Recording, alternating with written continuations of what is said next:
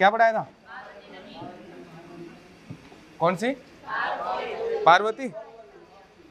अच्छा, आपने देखो जो नदियां पढ़ी है, एक तो आपने चंबल पढ़ ली है ना, और कल हम लोग जिसकी बात कर रहे थे ये तो हो गई चंबल। देखो नदियां बहुत आसान है, नदियों का टॉपिक जो है बहुत आसान है, अगर आप लोग फालतू की इसमें पीएचडी नहीं करोगे तो, है ना। आपके वो नोट्स थे, किसने दिए राजू? वो जो नोट्स है, हाँ रहने दो। इसके लिए मैंने मना इसलिए किया है कि इसके फैक्ट बहुत ज़्यादा है, आपके काम में नहीं आएंगे वो किसी और प्रतियोगी परीक्षाओं के लिए। अरे यार, आप गलत टाइम पे आ गए, है ना, बाद में पिएंगे तो प्रतियोगी परीक्षाएं जो होती हैं, अरे कोई बात नहीं, समझदार है वो। अच्छा, ये बलराम जी का बच्चा है, ये मुझे प्रैक्टिकल आदमी लगा। देखो प्रैक्टिकल आदमी इसी को बोलते हैं। तो अपने यहाँ पर ये जो नदियाँ हैं इनमें आपको ज़्यादा बहुत पीएचडी नहीं करनी है, बस सीधी सी बात याद रखो। उन नोट्स में क्या है, वो नोट्स सही बताऊं तो नोट्स वो बनाए गए हैं आरएस के लिए, तुम्हारा कोई लेना देना नहीं है उससे। और आप लोगों को आरएस बाद में बन जाना, पहले एग्रीकल्चर सुपरवाइजर बन जाओ, है ना। नहीं पता चलेगा ना तो आरएस बने ना एग्रीकल्चर सुपरवाइजर बन पाए। तो आप लोग वही पढ़ो जो आपके काम का हो, ठीक। तो एक नदी हमने पढ़ी थी चंबल, ये नदी कौन सी थी? एक हमने पढ़ी थी बनास, बनास करवा दी थी साहब, बनास करवा दी।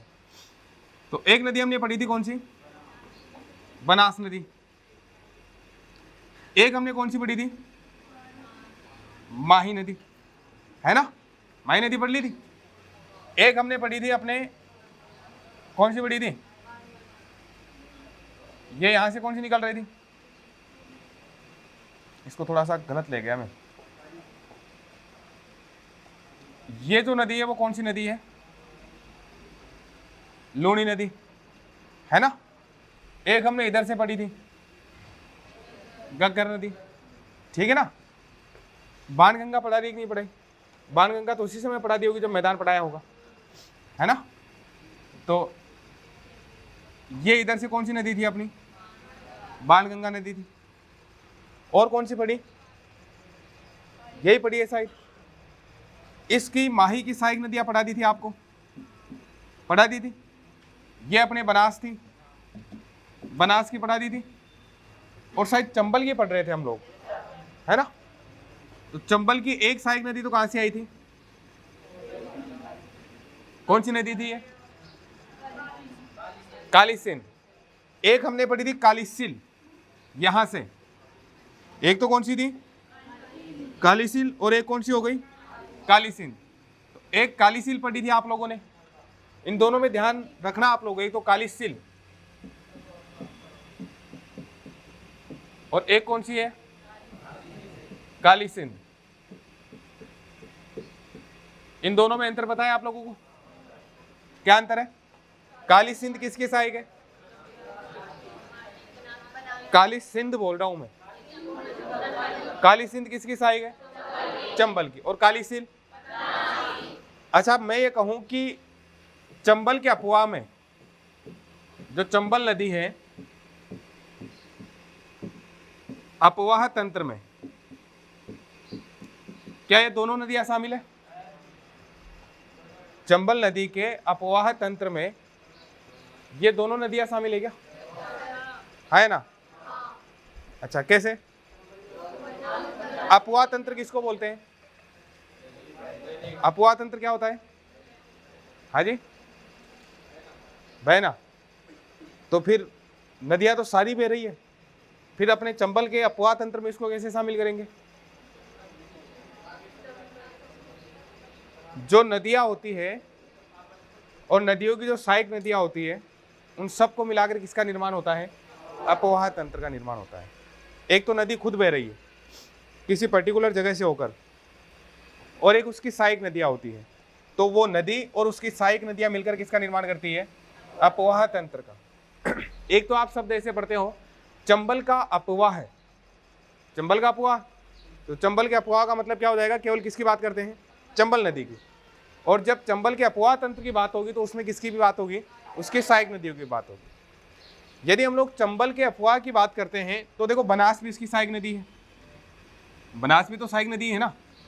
इसी तरह से हमने इस बनास की नदियां पढ़ी थी, सहायक नदियां, कोठारी पढ़ी थी, खारी पढ़ी थी, डाई पढ़ी थी, ठीक है ना, मानसी पढ़ी थी, है ना। तो सारी नदियां लिखवाई थी आपको बनास की। तो वो सारी की सारी नदियां किसके अपवाह तंत्र में आएगी? चंबल के में। तो चंबल वाली हो गई थी अपने। अब इसकी एक नदी बच रही है साहब, चंबल की एक नदी जो भीलवाड़ा से निकल के आती है और बूंदी में आकर इसमें मिल जाती है। वो नदी कौन सी है? मेज। चंबल की सहायक नदियां जो मैंने आपको पढ़ाई थी कल, एक तो आपको पढ़ाई होगी ये काली सिंध, काली सिंध की एक सहायक नदी है आहू। इसकी काली सिंध की एक और नदी है, वो नदी कौन सी है? परवन, है ना। और एक नदी हमने कौन सी पढ़ी थी? पार्वती नदी, यही पढ़ी थी ना। तो एक तो पार्वती हो गई, एक ये कौन सी हो गई? परवन नदी हो गई, ये काली सिंध नदी हो गई, और ये नदी कौन सी हो गई? आहू। आहू और इस काली सिंध नदी के जो संगम है उस पर कौन सा किला बना हुआ है? गागरोन बना हुआ है। ये जो ये परवन नदी जो है इसके बारे में बताया था, इसके किनारे या जो 12 जिले में शेरगढ़ है वो किसके किनारे हैं? परवन नदी के किनारे। और एक हमने कौन सी पढ़ी थी? पार्वती नदी, जो 12 और उसके बाद में कोटा और मध्य प्रदेश की सीमा बनाने के बाद में पलिया नामक जो स्थान है सवाई माधोपुर में, उसमें किसमें शामिल हो जाती है? चंबल में। अब एक नदी और लिखो, मेज, मेज नदी।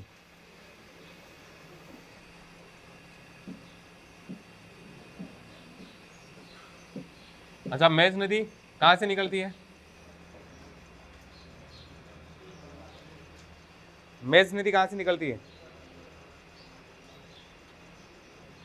भीलवाड़ा से, है ना। इसका उद्गम जो होता है भीलवाड़ा में एक जगह है बिजोलिया, नाम सुना सुना है क्या? किसी का सुना सुना तो नहीं है? नहीं है ना। तो जहां से इसका उद्गम हो रहा है वो जगह कौन सी है? बिजोलिया। और बिजोलिया कहां पर है? भीलवाड़ा में। एक किसान आंदोलन भी पढ़ा था आप लोगों ने, बिजोलिया किसान आंदोलन। कितने चरणों में बांटा गया था उसको? 3 चरणों में। मुख्य नेता कौन से थे? हाँ जी, विजय सिंह पथिक और हाँ साधु सीताराम दास, और ऐसा नेता जिसने इसको अखिल भारतीय स्तर की पहचान दिलवाई थी, विजय सिंह पथिक। तो बंगाल से या कलकत्ता से प्रकाशित होने वाले किस समाचार पत्र में इस किसान आंदोलन के बारे में छपा था?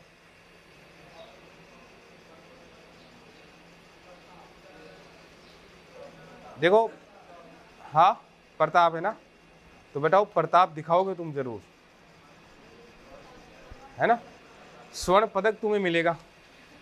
नीरज चोपड़ा को स्वर्ण पदक मिला है, आप लोगों को मिलेगा। आपको इसके लिए नहीं मिलेगा कि आपने सटीक निशाना लगाया, आपको इस चीज के लिए मिलेगा, बोले इतनी बेशर्मी के साथ में सारी प्रश्नों के ऊपर गलत उत्तर करके आए हो। कौन सा अखबार था बंगाल से? भारत मित्र नहीं था क्या? ठीक है, तो यही तो मैं कहता हूँ, बार बार कह रहा हूँ, इसमें आप लोगों को गलती नहीं है। आपको ऐसा लगता है कि जो आप पढ़ रहे हो वो कम है।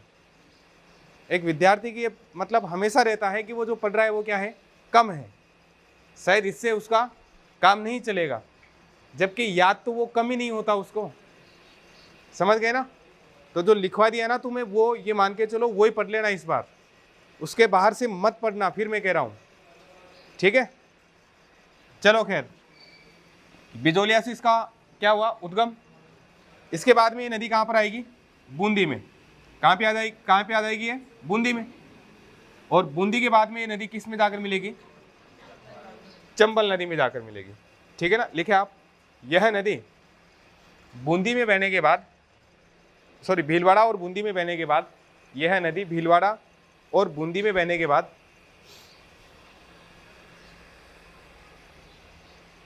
बूंदी के लाखेरी में,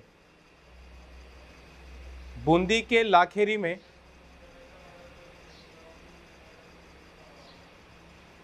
बूंदी के लाखेरी में किसमें मिल जाती है? चंबल में मिल जाती है। बूंदी की लाखेरी में चंबल में मिल जाती है। लिख लिया? तो अब इस मेज नदी की कुछ सहायक नदियां हैं, इसकी भी सहायक नदियां हैं। अच्छा फिर कह देता हूं ये नदियां मिलेगी नहीं तुम्हें। कई नदियों का तो पाट भी नहीं मिलेगा। पाट जानते हो, जहां से वो होकर बहा करती थी, तो कई नदियों का तो वो भी नहीं मिलेगा, है ना। तो किसी प्रकार से आहत होने की आवश्यकता नहीं है। राजस्थान में बहने वाली मुख्य मुख्य नदियां अगर हम बात करें तो एक तो चंबल नदी है, माही नदी है, ठीक है ना। बनास भी ठीक ठाक नदी है, बनास बरसात आती है तो मतलब बहती है। बाकी वैसे अगर हम बात करते हैं तो साबरमती नदी है या माही नदी है, अपने चंबल नदी है, ये नदियां हैं जो लगभग बहती रहती है। बाकी कोई सी नदी नहीं बहती है वैसे। अब इसकी सहायक नदियों में एक नदी तो है इसकी कुराल, एक नदी कौन सी हो गई, और एक नदी मांगली। एक तो कौन सी हो गई कुराल और एक मांगली। तो लिखो सहायक नदियां, इसी की लिखवा रहा हूं सहायक नदियां, ये जो आप लिख रहे हो मेज नदी की। लिख लिया?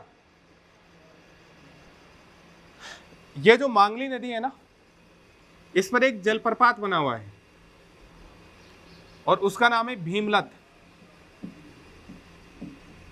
भीमलत जलप्रपात। और ये जो भीमलत जलप्रपात है ये कहां पर बना हुआ है, बूंदी। तो मांगली नदी पर कौन सा जलप्रपात है, भीमलत जलप्रपात। इसी में डैश करके लिख लो आप, या ये लिखवाऊं क्या, मांगली नदी पर बूंदी में भीमलत जलप्रपात बना हुआ है, ये लिखो। ऐसे लिख लोगे याद रह जाएगा ना, कि मांगली नदी पर कौन सा जलप्रपात बना हुआ है, भीमलत, और कहां पर बना हुआ है, बूंदी में। लिख लिया? लिख लिया ना ये? अच्छा एक आप लोग कौन सी नदी पढ़ रहे थे, मेज। और ये मेज नदी कहां की है, भीलवाड़ा की। मेज नदी कहां की है, इसका उद्गम कहां से हो रहा है, तो एक बांध है, कौन सा बांध, भीलवाड़ा में, वो किस नदी पर बना हुआ है, मेज नदी पर नहीं बना, कोठारी नदी पर बना हुआ है। पढ़ा के आया था कि नहीं आया था पीछे, इसीलिए लिखा था ये बस, क्योंकि आप मेज से मेज लगा दोगे और उसको खाट बना दोगे, समझ गए ना। तो ये आपको ये नहीं करना है। मेज नदी पर मेजा बांध नहीं बना हुआ है। मेजा बांध किस पर बना हुआ था, कहाँ पर बना हुआ था, भीलवाड़ा में ही बना हुआ है। आप लोग दिमाग लगाते हैं फिर, अच्छा मेजा बांध भीलवाड़ा, मेज नदी भीलवाड़ा, तो मेजा बांध किस नदी पर बना दोगे, मेज नदी पर। मेज से क्या बना दोगे, मेजा बना दोगे। फिर बाहर कोई मिलेगा आपको, बोले कोठारी नदी पर बना हुआ है। यार कि बावड़ा बावड़ा है तू यार, मेज से मेजा बनाए, पता है मुझे, फट गया है था, ठीक है ना। तो ये पता रखना, ऐसे शब्द जो आते हैं इनका थोड़ा सा जरूर पता रखें आप लोग, समझ गए ना। तो लिखो फिर आप नेक्स्ट। ये नदियां तो हो गई साहब। अभी हालांकि अपनी एक मुख्य नदी बची हुई है, लूनी नदी, है ना। अपनी एक जो लूनी नदी है वो अभी बची हुई है, इसको बचा के रखो, अभी थोड़ी देर बाद में पढ़ेंगे इसको। पहले बंगाल की खाड़ी का पढ़ रहे थे हम लोग, बंगाल की खाड़ी शुरू की थी ना। तो बंगाल की खाड़ी में यहाँ जयपुर से, अच्छा वो बाद में पढ़ेंगे जयपुर वाली, तो करौली से एक नदी और निकलती है, ठीक है। और करौली से निकलने के बाद में वो ये मैनपुरी जो है उत्तर प्रदेश में, वहां जाकर किसमें मिलती है, यमुना में मिलती है। उस नदी का नाम है गंभीर। नदी का नाम कौन सा है, तो गंभीर नदी लिखो आप, गंभीर नदी। फिर बता देता हूं, एक पढ़ी थी आपने गंभीरी, और एक कौन सी पढ़ रहे हो, गंभीर। दोनों में अंतर है। गंभीरी किसकी सहायक नदी थी, किसकी सहायक नदी थी, बेडच। आयड तो उदय सागर से पहले है ना यार, उसके बाद में क्या कहलाएगी वो, बेडच। हालांकि इससे कोई फर्क नहीं पड़ेगा कि आयड बेडच एक ही बात है, लेकिन बेडच की सहायक नदी है। और चित्तौड़गढ़ में आकर गंभीरी नदी किस में मिलती है? बेड़च में मिलती है। जहाँ इन दोनों नदियों का संगम है वहाँ पर एक किला बना हुआ है। किला कौन सा है? चित्तौड़गढ़।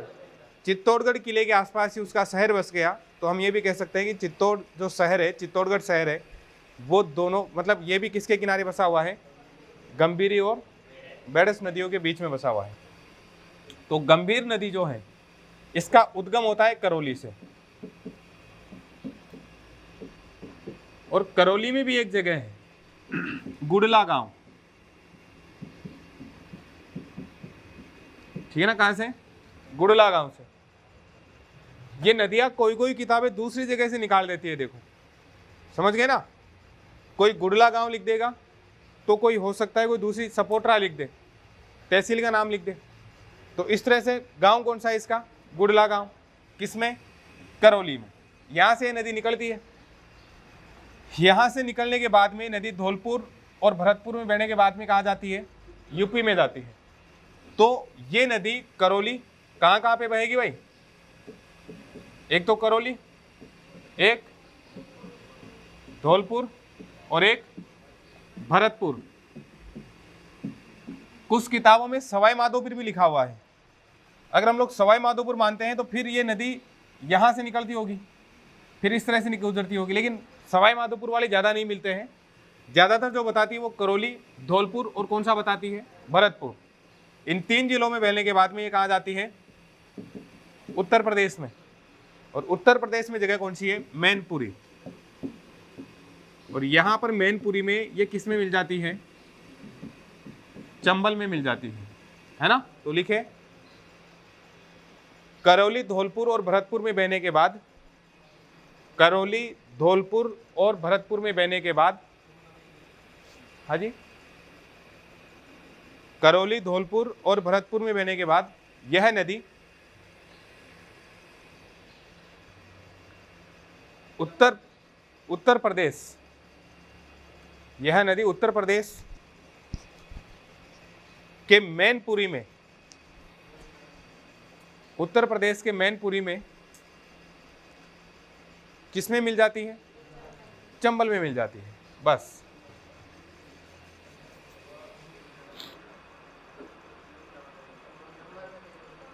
यमुना में क्या लिखवाया मैंने? अच्छा, तभी बीच बीच तो ढंग से बोला करो यार, सॉरी। यमुना में किसमें मिल जाती है? यमुना में मिल जाती है। तो बोलो तो ढंग से बोला करो ना, ऐसे बीच बीच में बोल के मैं ध्यान भी लगा रहा था भाई कुछ बोल रहे हैं क्या। तो किस में मिल जाती है? यमुना में मिल जाती है, सॉरी, सही कर लिया, यमुना। अब देखिए आप, ये जो नदी है गंभीर नदी, इसके ऊपर 2 बांध बने हुए हैं। ये जो गंभीर नदी है इसके ऊपर कितने बांध है? 2, या इससे संबंधित जो बांध है वो कितने हैं? 2। एक तो पांचना बांध, कौन सा? और एक भरतपुर में है अजान बांध, ठीक है। 2 बांध हो गए, एक तो पांचना बांध और एक कौन सा है? अजान बांध। एक्चुअल में पांचना बांध गंभीर नदी की 5 सहायक नदियां हैं उनके ऊपर बना हुआ है ना? वो 5 नदियां कौन कौन सी है? एक का नाम है अटा या एटा, एक का है माची, भद्रावती, भैसावट और बोरखड़ा या बरखड़ा या बरखेड़ा। ये इस तरह से 5 नदियां होती है इसकी, है ना? बरखड़ा भी लिखा हुआ मिल जाएगा आपको। तो 5 नदियां हो गई, अटा, माची, भद्रावती, भैसावट और बरखेड़ा। इन 5 नदियों के संगम जहां आकर होता है उसी जगह पर कौन सा बांध बना हुआ है? पांचना बांध। पांचना बांध की एक विशेषता यह है कि राजस्थान का ये मिट्टी का बना हुआ सबसे बड़ा बांध है। किससे बना हुआ? ये मिट्टी से बना है भाई, है ना? ये इसकी विशेषता है। किसका बना हुआ है? मिट्टी से। तो मिट्टी से बना हुआ सबसे बड़ा बांध जो है वो कौन सा है अपना? पांचना बांध। एक बांध है कंक्रीट से बना हुआ है, एक बांध किससे बना हुआ है? कंक्रीट से। कंक्रीट जानते हैं ना आप लोग, ठीक है ना? तो कंक्रीट से बना हुआ बांध कौन सा है? ये अपने ये है ना टोंक जिले में, टोंक जिले में है ना अपने, बनास नदी पर बना हुआ है, क्या नाम है उसका? बिसलपुर। तो बिसलपुर जो है वो किससे बना हुआ है? कंक्रीट से। और मिट्टी का बना हुआ कौन सा है? पांचना। ठीक, तो लिखे आप। इस नदी पर करौली जिले में, इस नदी पर करौली जिले में पांचना बांध, पांचना बांध। आप ब्रैकेट में इन पांचों के नाम लिख लेना। 5 आ रहा है ना, 5, तो 5 नदियां जिसमें आकर गिरती है जिस बांध में, वो बांध कौन सा है? पांचना। ये 5 नदियां कौन कौन सी है? ब्रैकेट में लिख लेना। अटा, माची, खसकली, है ना? लिखो इसको। अटा, माची, भद्रावती, भैंसावट, बरखेड़ा, ये 5 नदियां हैं। अटा, माची, भद्रावती, भैंसावट और बरखेड़ा। वैसे तो कौन सी नदी आकर गिरती है इसमें? ये 5 नदियां आकर गिरती है, ठीक है ना? इन पांचों के नाम लिख लो, बस ब्रैकेट में लिख लेना, तो ध्यान रहे कि 5 नदियां कौन कौन सी है, या 5 जो सहायक नदियां वे कौन कौन सी है। लिख लिया ना? जो कौन सा बांध बना हुआ है? पांचना बांध बना हुआ है, जो मिट्टी से निर्मित राजस्थान का सबसे बड़ा बांध है। जो मिट्टी से निर्मित है, आप तो ये लिख लो, जो मिट्टी से निर्मित है। ये पांचना बांध किससे बना हुआ है? मिट्टी का बना हुआ है भाई। और ये भी ध्यान रखना, कंक्रीट से बना हुआ कौन सा है अपना? बिसलपुर। बिसलपुर किससे बना हुआ है? कंक्रीट से। यहीं पर नोट लगा के लिख लो, कंक्रीट से निर्मित बांध, कंक्रीट से निर्मित बांध। और वो कौन सा हो गया? बिसलपुर। बिसलपुर बांध किससे बना हुआ है? कंक्रीट से। और पांचना किसका है? मिट्टी का। फिर लिखें,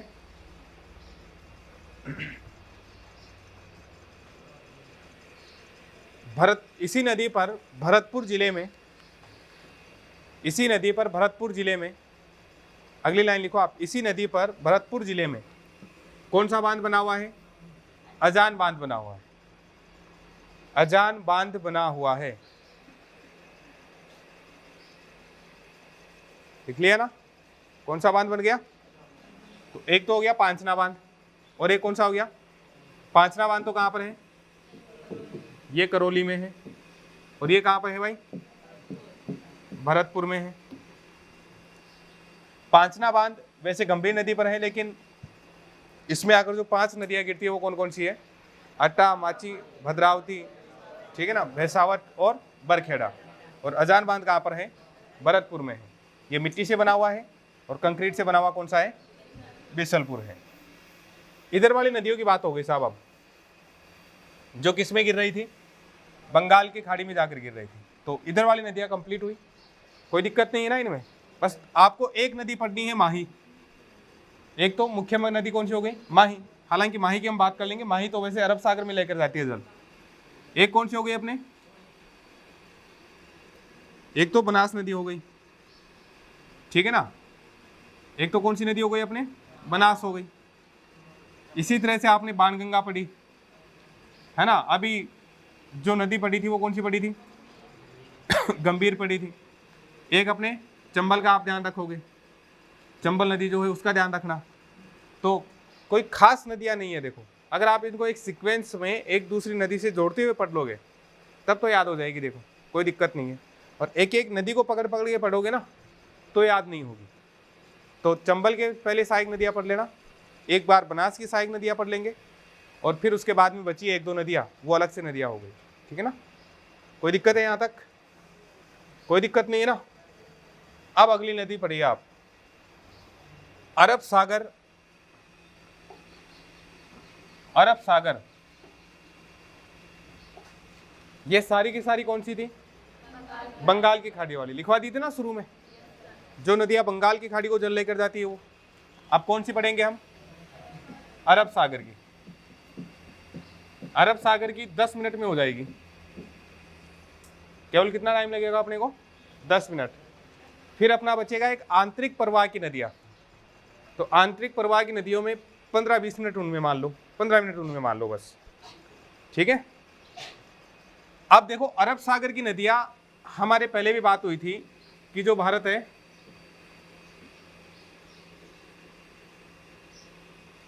भारत ही बना है ना, तो भारत में 2 प्रकार का अपवाह तंत्र होता है। एक जो कहां पर ले जाकर, अरब सागर में या फिर बंगाल की खाड़ी में। कुछ नदियां ऐसी होती हैं जो बोलती है कि साहब हम तो किसी को नहीं देंगे। वो कौन सी हो गई? आंतरिक प्रवाह की नदियां, जो अपना पानी किसी भी सागर में नहीं जाता हो जिसका, वो नदियां कौन सी हो गई? आंतरिक प्रवाह की। तो राजस्थान की स्थिति अपने यहाँ है, तो कुछ नदियां इधर से आती है। अच्छा एक चीज और ध्यान रखना, अरब सागर में भी ये यहाँ पर क्या है? खंबात की खाड़ी। कौन सी है? खंबात की खाड़ी है। और यहाँ पर ये जगह जो है कच्छ का रण, और ये खाड़ी कौन सी हो गई? ये यहाँ पर कच्छ की खाड़ी। इसको क्या बोलते हैं? कच्छ की खाड़ी। समझ गए ना? इसको हटाकर मैं दोबारा बना देता हूं। आप जब इधर वाली नदियां पढ़ते हो तो ये मान के चले कि जो इस तरह से भारत का नक्शा जो होता है, ये तो यहां पर, ये इसको तो क्या बोलते हैं? खंबात की खाड़ी। और ये जो है वो कौन सी खाड़ी हो गई अपने? कच्छ की खाड़ी। इसके जस्ट ऊपर कच्छ वाला क्षेत्र आ जाता है।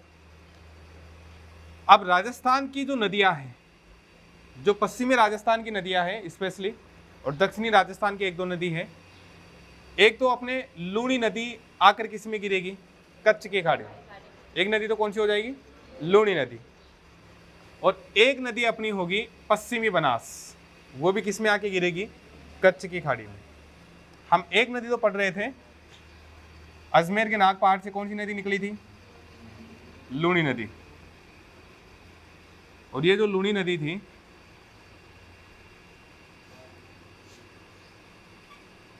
एक तो ये कहां जाकर गिरेगी?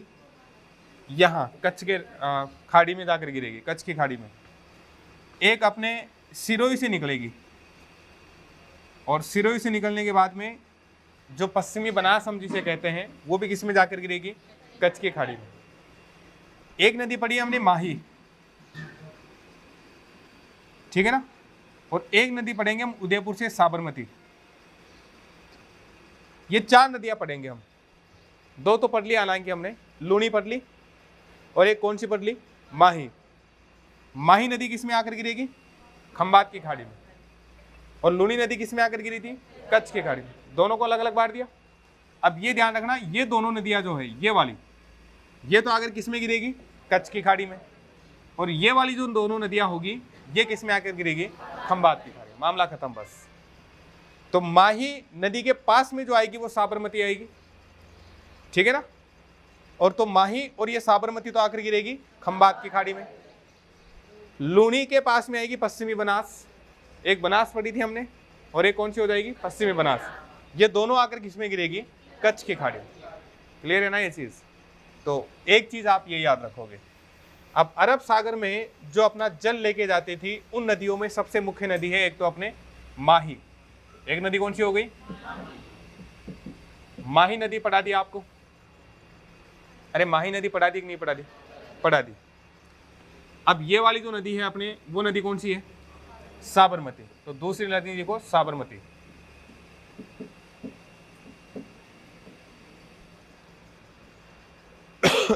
साबरमती।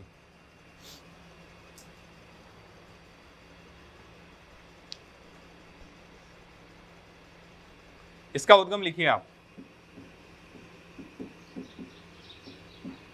पदराड़ा गांव उदयपुर। पदराड़ा गांव, और कहां से? उदयपुर से, ठीक है ना। उदयपुर के पदराड़ा से ये नदी निकल के आएगी। एक तो ये ध्यान रखना है।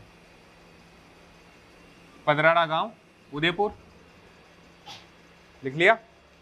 फिर देखिए आप, ये जो नदी है इसका उद्गम राजस्थान में होता है, लेकिन जैसे ही साबरमती नाम आता है तो आपके दिमाग में गुजरात आता है। देखो, है ना, गांधी जी का साबरमती आश्रम जो किस नदी के किनारे था? इसी साबरमती नदी के किनारे था। तो साबरमती नाम आते आपके कौन सा शब्द आता है? मतलब किस राज्य की नदी मानते हो आप? गुजरात की। लेकिन इसका उद्गम कहाँ होता है? राजस्थान के उदयपुर में। तो ऐसे प्रश्न भी पूछा हुआ है कि राजस्थान की वह नदी जिसका उद्गम तो राजस्थान में होता है लेकिन मुख्य नदी गुजरात की है, वो नदी कौन सी हो गई? साबरमती। ठीक है ना। तो साबरमती नदी राजस्थान में इसका उद्गम होता है लेकिन मुख्य किसकी है? गुजरात की है। तो गुजरात में एक तो आप इसमें ध्यान रखोगे साबरमती जो आश्रम है, साबरमती आश्रम, एक इसी गुजरात का अहमदाबाद और गुजरात का गांधीनगर, दोनों ही महत्वपूर्ण नगर है गुजरात के, अहमदाबाद और गांधीनगर। ये दोनों जो जिले हैं वो भी किस पर हैं? या दोनों शहर किसके किनारे बसे हुए हैं? साबरमती नदी के किनारे। और अंत में ये साबरमती किस में जाकर गिरेगी? खंबात की खाड़ी या कच्छ की खाड़ी में? खंबात की खाड़ी में। ठीक है, लिखे आप। उद्गम लिख लिया? लिखे। उदयपुर से निकलकर यह नदी, उदयपुर से निकलकर यह नदी गुजरात में बहती है, गुजरात में बहती है।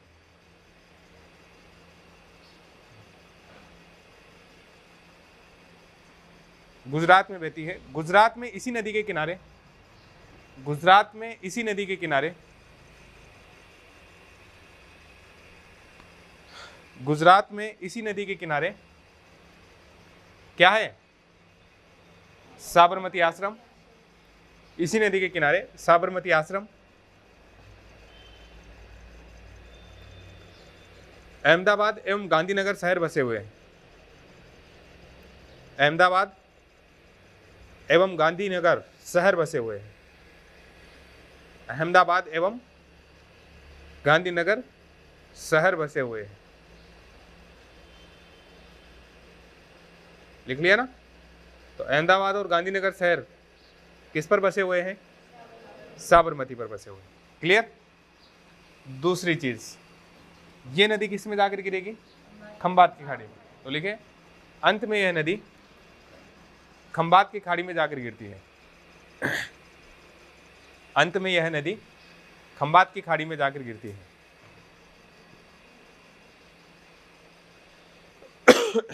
खंबात की खाड़ी में जाकर गिरती है। लिख लिया? खंबात की खाड़ी में जाकर गिरती है। और एक लाइन और लिख लो,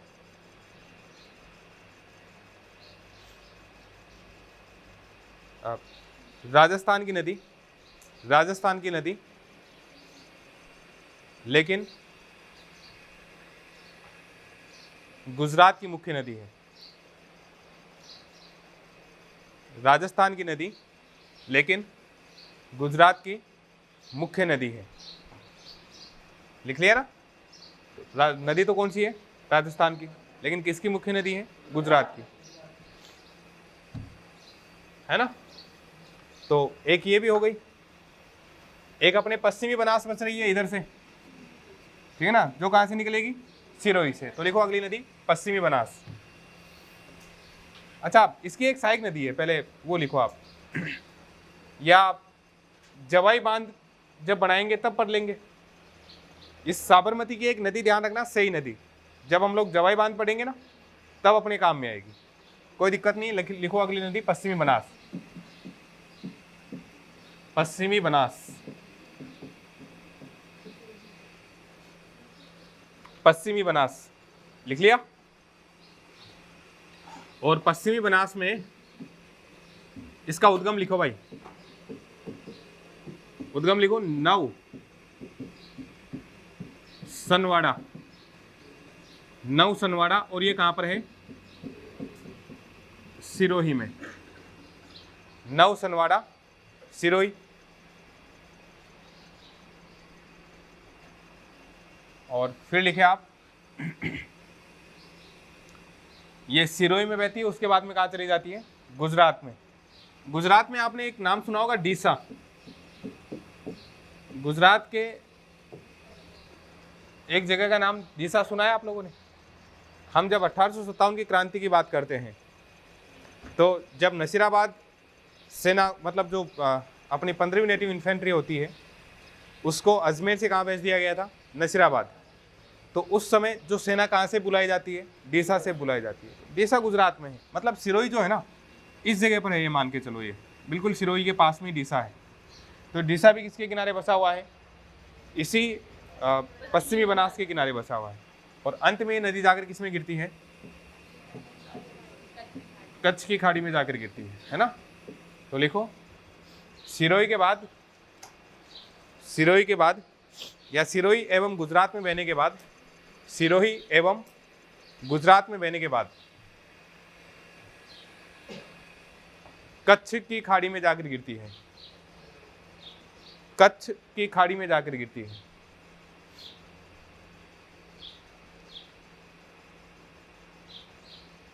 लिख लिया? ये नदी पूरी हुई। ठीक, 10 मिनट थोड़ी लगी। सही, हाँ, उसकी बात करेंगे अभी। सही नदी अभी आएगी, वो चिंता मत करो, जहाँ उसकी ज़रूरत होगी वहाँ बुला लेंगे, ठीक है? तो अब अपने एक नदी छोड़ के गए थे भाई, लूनी। कौन सी नदी थी? लूनी नदी। अब वापस लिखो लूनी, अगली जो लूनी नदी है तो लिखो लूनी नदी। लूनी नदी पढ़ा दी थी? अरे लूनी नदी पढ़ा दी थी ना? लूनी नदी का केवल नाम लिखना है और इसकी सहायक नदियां लिखो।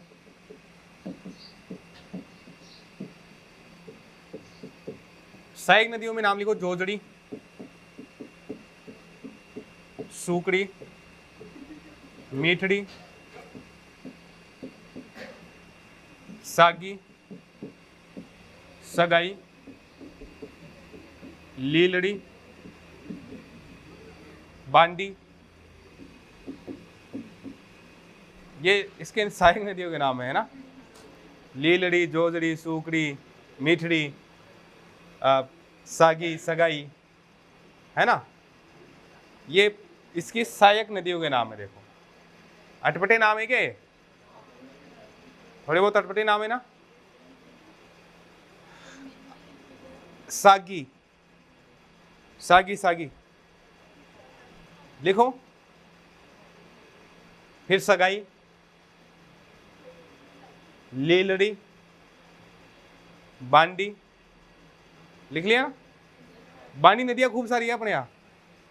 बांडी नदी तो बनास की भी सहायक है एक, बांडी नदी, ठीक है? और बांडी नदी किसकी भी सहायक है? लूनी की भी। एक अपने चोमू से भी आती है बांडी नदी, आती है कि नहीं आती? तो बांडी नदियाँ खूब है। जो भी नदी मिलती है उसको क्या नाम दे देते हैं? बांडी। चलो तो ये लिख लिया ना?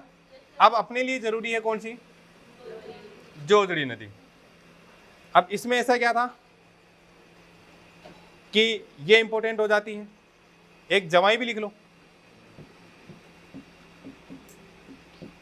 सगाई हो गई तो जवाई तो आएगा ही आएगा। जवाई भी लिखो।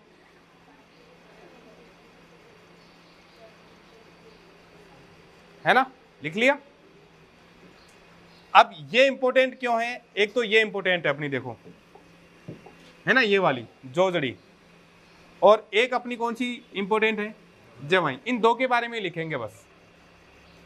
जोजड़ी इसलिए इंपॉर्टेंट है कि ये नागौर से निकलकर और इधर से राइट हैंड साइड से, ये नदी इधर बह रही है ना, इधर, अरे नदी इस साइड में बह रही है ना, तो इस नदी का ये वाला भाग कौन सा होगा? दाया। और ये कौन सा होगा? बाया। या ये पश्चिम दिशा और ये कौन सी दिशा? पूर्व दिशा। इस एक नदी को छोड़ दो, जोजड़ी को, इसको छोड़कर बाकी की सारी नदियां इसमें इधर से आके मिलेगी, इस तरह से। समझ गए ना? बाकी की जितने भी आपने नाम लिखे हैं वो कौन सी दिशा से आकर मिलेगी? बाईं ओर से, बाईं ने मतलब बाएं हाथ की ओर से। और केवल जोजड़ी नदी है जो कौन से हाथ से आकर मिलती है? दाएं हाथ से। यही प्रश्न पूछा गया था एक बार।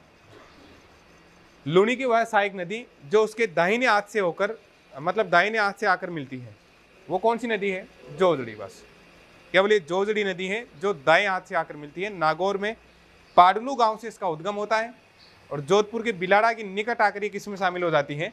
लूनी नदी में शामिल हो जाती है ना। तो जोजड़ी लिखिए आप, जोजड़ी।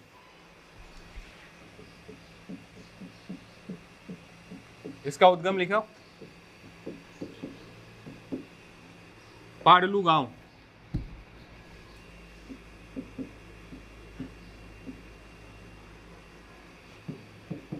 और ये कहां पर है? नागौर।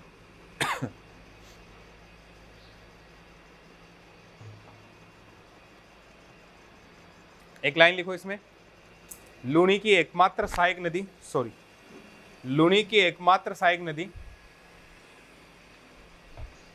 लूनी की एकमात्र सहायक नदी जो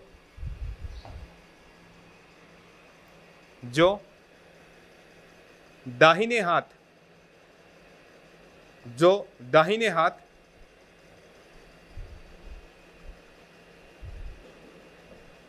से, दाहिने हाथ से ब्रैकेट में लिख लेना, कौन सी दिशा?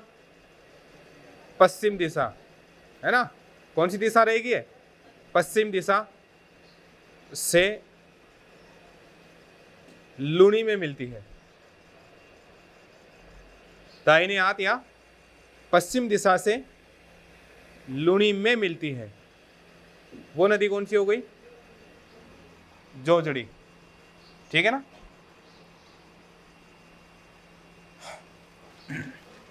इसके अलावा जितनी भी नदियां हैं वो कहां से मिलती है? बाईं ओर से।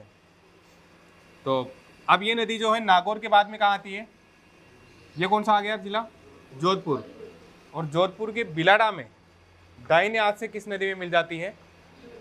ठीक है ना। तो लिखे नागौर एवं जोधपुर में बहने के बाद, नागौर एवं जोधपुर में बहने के बाद,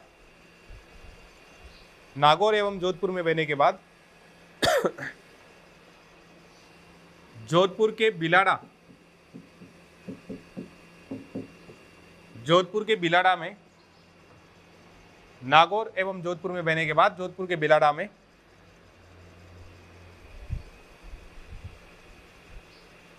लूनी से मिल जाती है।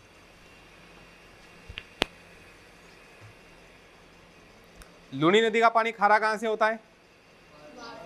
बाड़मेर के बालोतरा से, है ना। लिख लिया ये।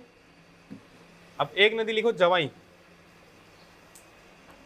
कहा था ना दो ही नदियों की बात करेंगे, एक तो जवाई और एक जोजड़ी। तो जवाई,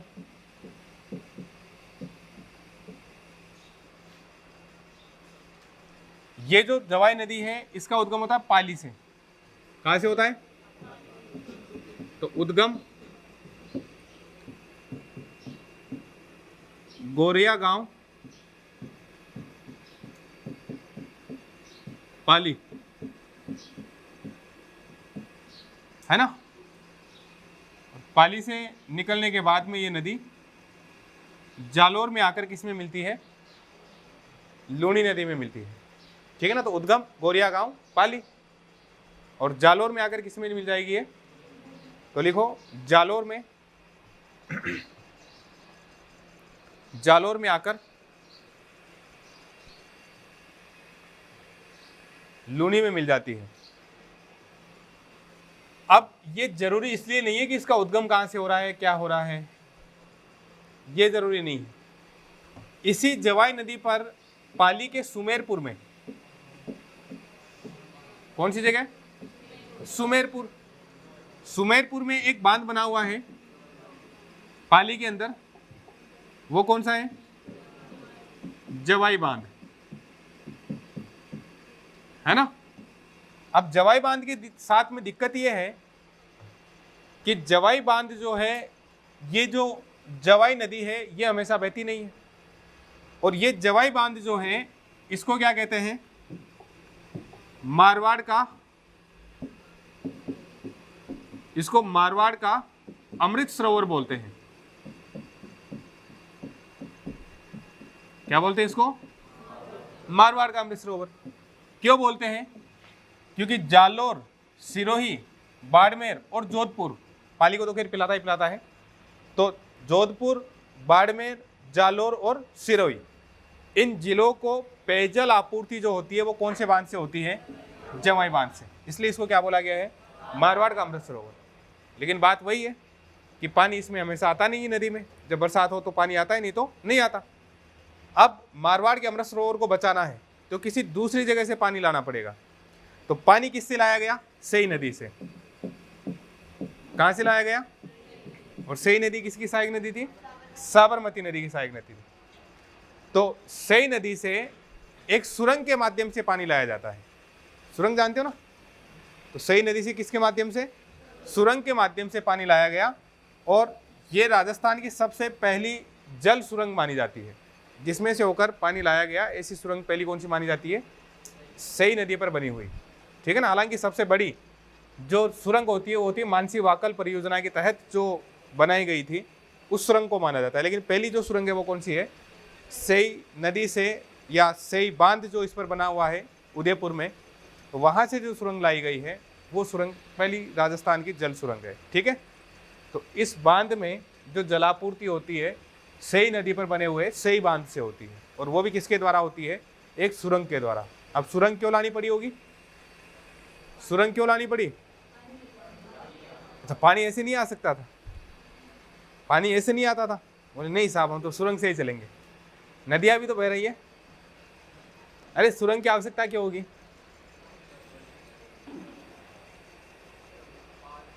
हाँ, घूम के नहीं आ रहा था पानी? यहां उदयपुर में अरावली का सबसे ज्यादा विस्तार है ना। अरावली का सबसे ज्यादा विस्तार कहां पर है? उदयपुर में। तो उदयपुर में खूब सारे पहाड़ हैं, तो खूब सारे पहाड़ होने के कारण यहाँ पर इस नदी के पानी को ले जाना संभव नहीं था, क्योंकि पहाड़ों पर थोड़ी नदी को चढ़ा देंगे धक्का मारकर, बोले चढ़ जा भाई ऊपर, और फिर उधर कहाँ चला जा? इस जवाई बांध में। तो पानी को सेई बांध से, यानी सेई नदी के पानी को जवाई बांध में इन पहाड़ों के बीच में से होकर ले जाना मुश्किल था। इस कारण से एक सुरंग बनाई गई, और उस सुरंग के द्वारा पानी कहाँ पहुंचाया गया? ठीक लिखे आप। क्या लिखा था? अच्छा लिखो। जवाई बांध पर पाली के सुमेरपुर, जवाई बांध पर पाली के सुमेरपुर, कहाँ गया वो सुमेरपुर? ये रहा। पाली के सुमेरपुर में बने जवाई बांध को, पाली के सुमेरपुर में बने जवाई बांध को मारवाड़ का अमृत सरोवर कहते हैं। मारवाड़ का अमृत सरोवर कहते हैं। क्या बोलते हैं उसको? मारवाड़ का अमृत सरोवर, ठीक है। तो जवाई बांध किस नदी पर बना हुआ है?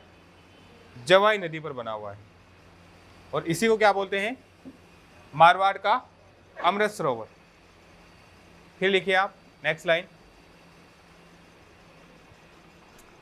जवाई बांध, जवाई बांध में जलापूर्ति के लिए, जवाई बांध में जलापूर्ति के लिए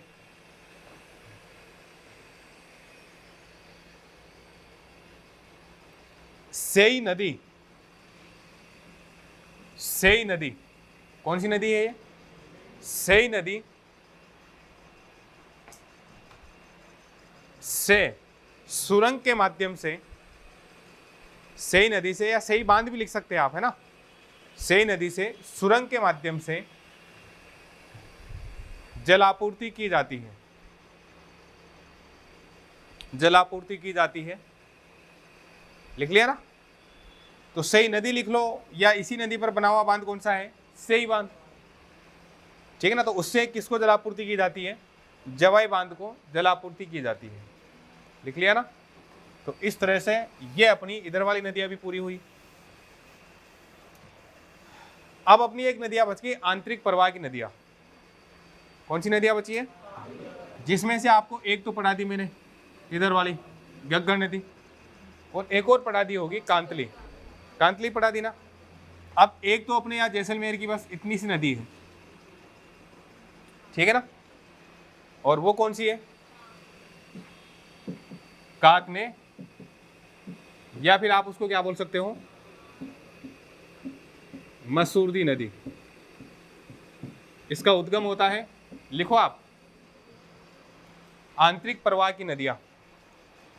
आंतरिक प्रवाह की नदियां, आंतरिक प्रवाह की नदियां। पार्टनरशिप में रखते हो पेन भी तो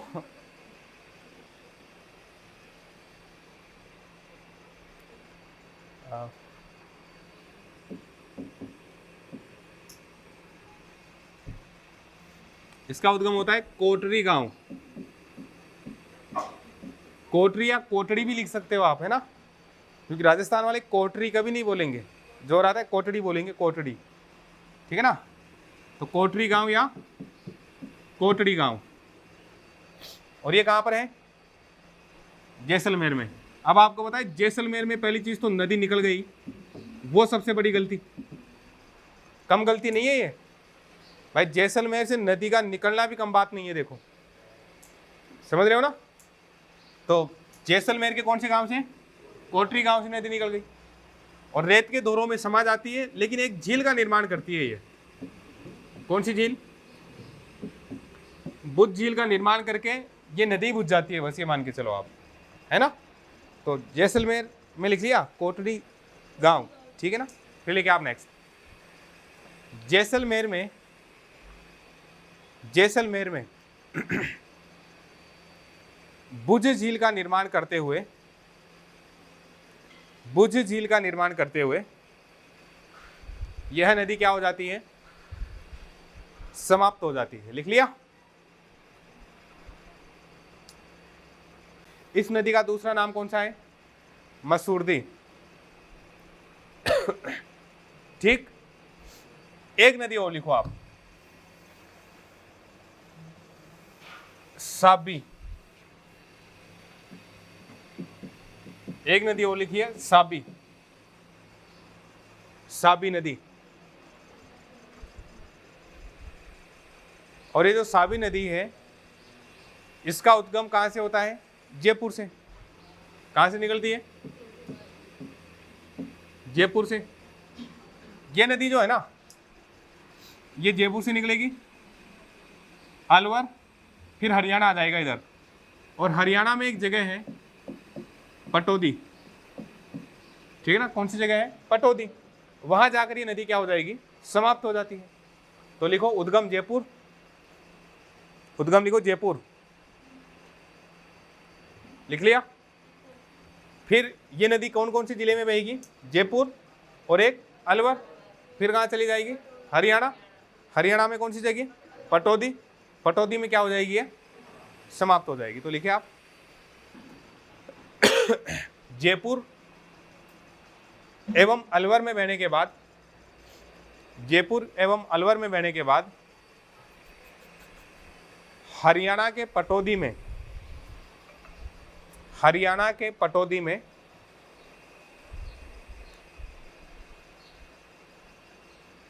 यह नदी समाप्त हो जाती है। तो यह भी कौन सी नदी हो गई है? आंतरिक प्रवाह की नदी हो गई। यह नदी भी कौन सी हो गई? समझ गए ना इसको? तो आंतरिक प्रवाह की नदियां पढ़ ली। आंतरिक प्रवाह की दो नदियां पहले आपको पढ़ाई थी, एक तो गग्गर। नाम तो लिखो उनके आंतरिक प्रवाह में, अरे उनके नाम तो लिखो, आंतरिक प्रवाह की नदियों में नाम तो लिखो कम से कम उनका।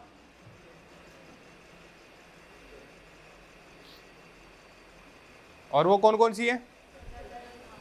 गग्गर हो गई, कांतली हो गई, मसूरदी या काकने हो गई, और एक कौन सी हो गई? साबी हो गई। चार नदियों के नाम ध्यान रखना आप लोग, लिख लिया ना। तो ये आपका अपवाह तंत्र था। दो चार फैक्ट आपको याद करने हैं। एक तो आपको ये याद करना है कि राजस्थान में वह जिला जिसमें सबसे ज्यादा नदियां हैं, है ना? कौन सा है? एक राजस्थान का वो जिला जिसमें सबसे कम या नदियां नहीं है,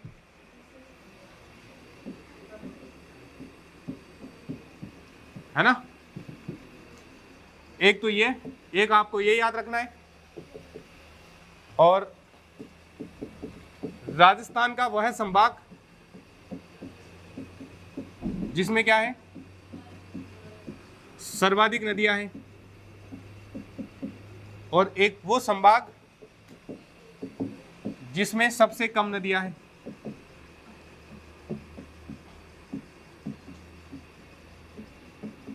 ठीक है ना? चार तो ये याद रखने हैं आपको, तो लिखो राजस्थान का वह जिला जिसमें सर्वाधिक नदियां हैं, जिसमें सर्वाधिक नदियां हैं। और वो जिला कौन सा है? वो जिला कौन सा है? लिखिए आप, चित्तौड़। कौन सा है वो जिला?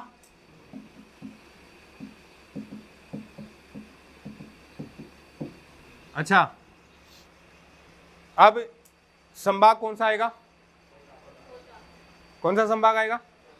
लिखो कोटा।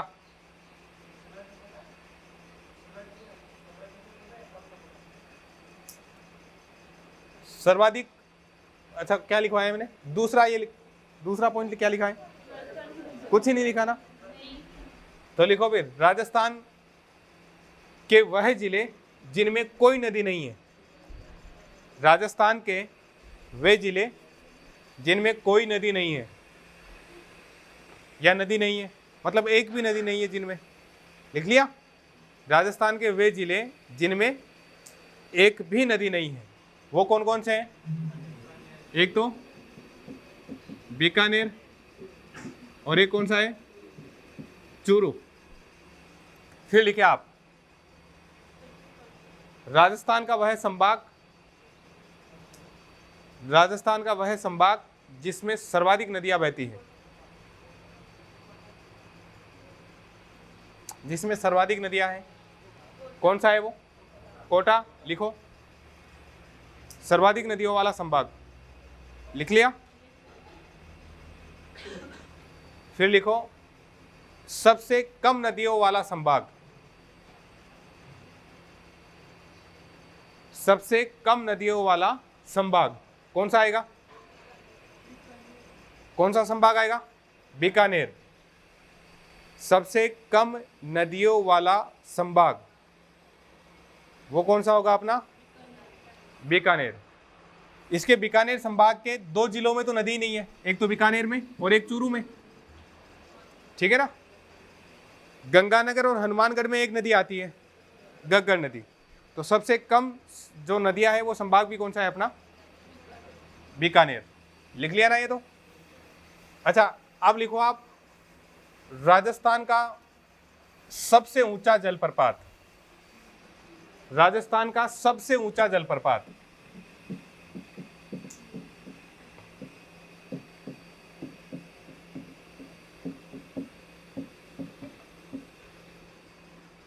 राजस्थान का सबसे ऊंचा जलप्रपात कौन सा है? चूलिया। ये कहां पर है?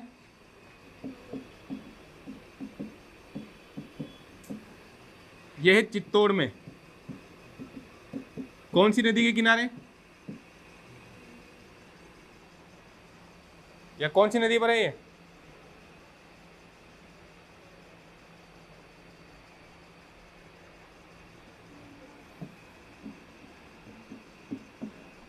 नदी कौन सी है? चंदू की चाची ने, वो सॉरी, चंदू के चाचा ने चंदू की चाची को चांदी की चमचे से चटनी चटाई थी ना, उसको याद करना बंद करो। आप ये बंद करो, चूलिया जलप्रपात, चित्तौड़गढ़, चंबल नदी, है ना? वो पुरानी बात हो गई। तो चई चाहते हैं इसमें, देखो, चूलिया, चित्तौड़ और चंबल। और सबसे ऊंचा जलप्रपात राजस्थान का, जिसकी ऊंचाई 18 मीटर मानते हैं। ठीक, जलप्रपात कल आपको बताए थे। अब ये लिखो आप, राजस्थान का सबसे ऊंचा बांध, राजस्थान का सबसे ऊंचा बांध, एक राजस्थान का सबसे लंबा बांध, और एक राजस्थान का सर्वाधिक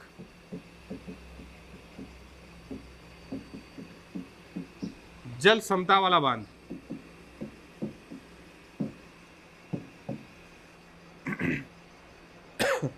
तो राजस्थान का सबसे ऊंचा बांध कौन सा है? कौन सा है? जाखम। कौन सा हो गया? जाखम बांध। सबसे ऊंचा बांध कौन सा हो गया? सबसे लंबा? सबसे लंबा कौन सा है? माही बजाज सागर। अच्छा, जाखम बांध कौन सी नदी के किनारे है? जाखम नदी। कौन सी नदी के किनारे है? जाखम नदी के किनारे है और प्रतापगढ़ में है। और ये जो है माही बजाज सागर तो हमने पढ़ाई था, है ना, माही नदी के किनारे जो बनाया गया था बांसवाड़ा में। तो माही बजाज सागर बांध सबसे लंबा बांध। और राजस्थान में जो सबसे अधिक जल भराव क्षमता रखता है ना, जल भराव क्षमता, कौन सा बांध है वो? बताओ। जो सब सर्वाधिक जल भराव क्षमता जिसमें है वो बांध कौन सा है? अरे कौन सा है? लिखो, राणा प्रताप सागर। राणा प्रताप सागर बांध।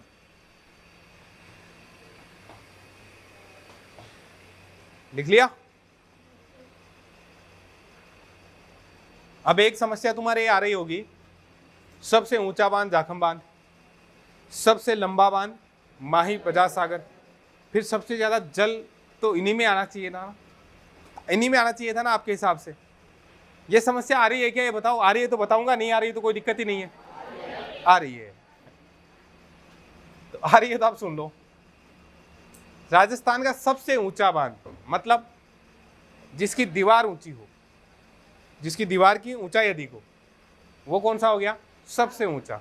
जैसे मैंने आपको बताया था, जैसे मान लो दो पहाड़ियां हैं और दो पहाड़ियों के बीच में से नदी गुजर रही है, तो यहां पर दीवार बनाई जाएगी इस जगह, ठीक है ना। यहां पर क्या बना देंगे?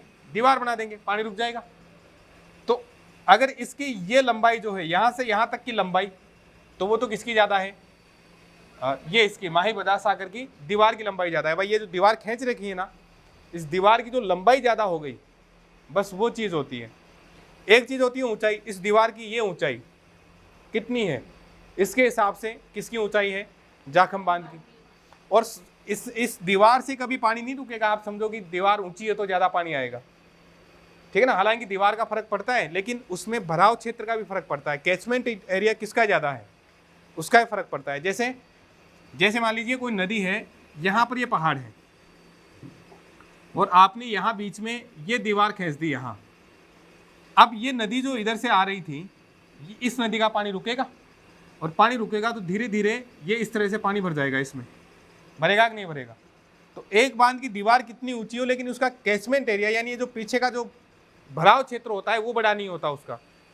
और एक बांध ऐसा होता है जिसकी इस दीवार से ज़्यादा मतलब नहीं, लेकिन उसका भराव क्षेत्र क्या होता है? अधिक होता है। तो फर्क किसका पड़ता है? इस भराव क्षेत्र का पड़ता है। ये भराव क्षेत्र किसका बढ़िया है? तीसरे वाले का। समझ गए ना? तो दीवार से मतलब है इस पहाड़ी के बीच में इस दीवार की ये जो लंबाई है वो सबसे लंबी दीवार हो गई। इस दीवार की ऊंचाई तो वो कौन सा हो गया? सबसे ऊंचा बांध हो गया। और इसी तरह से ये जो जल भराव क्षमता है उसके हिसाब से कौन सा है अपना?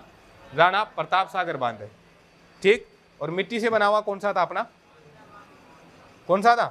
पांचना बांध, ठीक। ये आपके नदी वदियों से जो था वो कंप्लीट हुआ। कोई बचेगा तो देख लेंगे, बाकी मेरे हिसाब से कंप्लीट है, ठीक है ना। Thank you.